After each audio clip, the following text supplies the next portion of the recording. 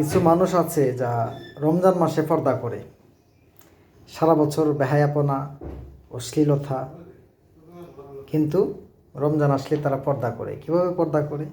হোটেলে গিয়ে দেখবেন লাল পর্দা টাঙানো, ওইটার ভিতরে প্রবেশ করে তারা খায়, ইচ্ছে মতো খায়, জম্মের খাওয়া। তারা কিন্তু আবার ফতোয়াতে খুবই স্ট্রং, আলেমুলামা বিরোধী ফতোয়া, ইসলামিক কোনো কিছু দেখলে তাদের গা জ্বলে, ফতোয়া দেয়। কিন্তু রমজানে তারা রোজা রাখতে পারে না, পশু পাখির মতো।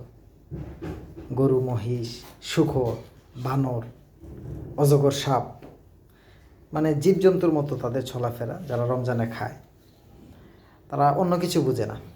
তারা রমজানে আসলে পর্দা করে, পর্দার ভিতরে ঢুকিয়া তাদের খাইতে হবে। লজ্জা নাই, নির্লজ্জ আর কি। মানুষ ঠিক আছে, নাম দিছে মানুষ, আল্লাহ মানুষের পেটে তাদের জন্ম দিয়েছে, বাট চলাফেরা, অশ্লীলতা, রমজানে তাদের খাওয়া সব দেখলে মনে হয় যে না, মানুষ জন্মগ্রহণ করলেও জীবজন্তুর মতো তাদের চলাফেরা, ইসলাম বিদ্বেষী ফতোয়া। কিন্তু 2 লাইন তারা কোরআনের তেলাওয়াত সহি শুদ্ধভাবে করতে পারবে না। গলায় দড়ি বাঁধলেও তাদের পক্ষে এটা সম্ভব না। কিন্তু অশ্লীলতা আছে তাদের মধ্যে।